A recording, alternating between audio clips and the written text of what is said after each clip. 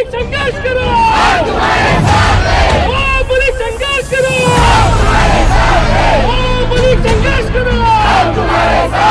जो सरकार निकम्मी है, जो सरकार निकम्मी है। जनतेच्या प्रश्नावर प्रामाणिकपणे बोलणाऱ्या नेत्यांच्या सोबत केंद्रीय यंत्रणांचा वापर करून सूड बुद्धीने वागण्याचे काम भारतीय जनता पार्टी करत आहे।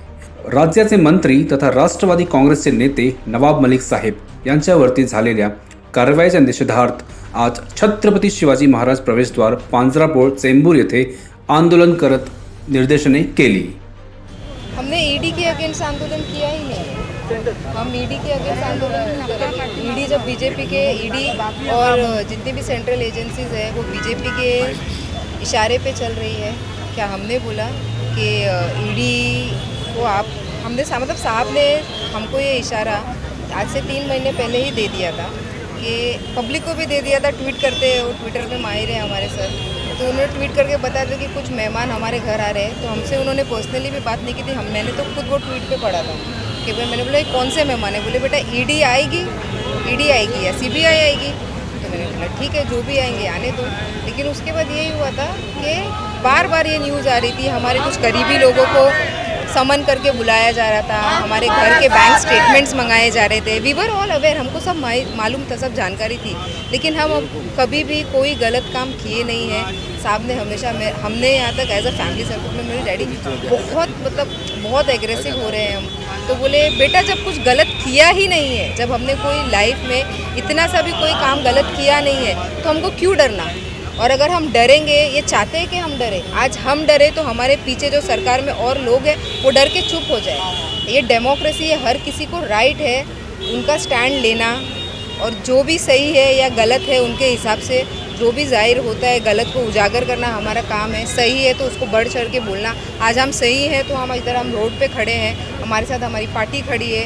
हमारे महाराष्ट्र के चीफ जो है राष्ट्रवादी कांग्रेस पार्टी के, वो हमारे साथ इधर अभी सहभागी होंगे। क्यों होंगे? इसलिए कि ये लोगों को पता है कि नवाब मलिक सच्चा है। इसलिए क्योंकि उनको ये पता है कि आज अगर मैं इधर कार्यकर्ताओं के बीच में उपस्थित होता हूँ तो ये जो कार्यकर्ता है उनका जो एक मनोबल थोड़ा सा डाउन हुआ रहेगा, उनको एक अनाथ जैसी फीलिंग आ रही होगी। तो एक बहुत बड़ा मैसेज है पाटिल सर, जयंत पाटिल सर हमको दे रहे हैं कि भाई भले ही साहब इधर आज नहीं है, आज ईडी की कस्टडी में है, लेकिन ये तालुका, ये अनुशक्ति नगर या मुंबई राष्ट्रवादी कांग्रेस पार्टी पे पूरा सपोर्ट है हमारे लीडर्स का। पूरा एक क्लियर मैसेज है कि हमारी अनुशक्ति नगर की सिर्फ कार्यकर्ताओं को नहीं दे रही है, सिर्फ कार्यकर्ताओं के लिए साहब नहीं आ रहे, पूरी जनता के लिए आ रहे। ये जनता का विश्वास, जो जनता ने चुन के उनको एक नेता दिया है, जो इधर से चुन के उन्होंने उनको मंत्रालय तक पहुंचाया है, विधानसभा तक पहुंचाया है, इसीलिए पहुंचाया है ताकि वो उनका विश्वास है कि नवाब मलिक सच्चा है, नवाब मलिक सही है। और आज वो विश्वास को अगर थोड़ा भी किसी का डगमगा है तो पूरी ताकत से वो इधर आके खड़े हो रहे हैं और ये बोल रहे हैं कि खाली सिर्फ और सिर्फ कार्यकर्ताओं के साथ में नहीं हूँ, मैं पूरी जनता के साथ अवेलेबल हूँ। और इस जनता को जो भी तकलीफ आएगी तो अगर साहब इधर नहीं है तो पार्टी हमारे को उसमें सपोर्ट करेगी। इसका ये मैसेज है कि हम बिल्कुल भी ना घबरा रहे हैं, ना डर रहे हैं, और हम अपनी जनता ने जो हमको चुन के दिया है उसका काम हम कंटिन्यू करेंगे।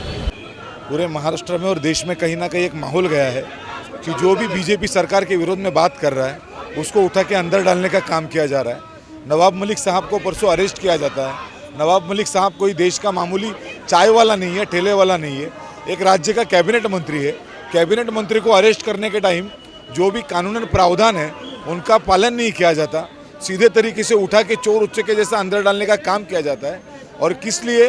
क्योंकि वो यूपी के इलेक्शन में बीजेपी के विरोध में प्रचार कर रहे हैं, वो समीर वानखेड़े को अंदर डालने का काम कर रहे हैं और केंद्रीय सेंट्रल एजेंसीज के विरोध में बात करने का काम कर रहे हैं। यदि इस प्रकार से तानाशाही करके और हिटलर प्रवृत्ति से इस देश की सरकार काम करने वाली होगी तो राष्ट्रवादी कांग्रेस पार्टी रास्ते पे उतर के विरोध करने का काम करेगी। ये तो संघर्ष है, आज शुरुआत की है। जब तक लड़ाई खत्म नहीं हो जाती और मोदी सरकार को घसीट के नीचे नहीं लेके आते तब तक ये संघर्ष रास्ते पे चालू रहेगा। यदि आपने 11 नवंबर 2021 की फडणवीस सरकार की प्रेस कॉन्फ्रेंस देखी होगी या फडणवीस की प्रेस कॉन्फ्रेंस देखी होगी तो उन्होंने लिखी हुई हर चीज़ इस रिमांड कॉपी में या एफआईआर कॉपी में दिख के आ रही है।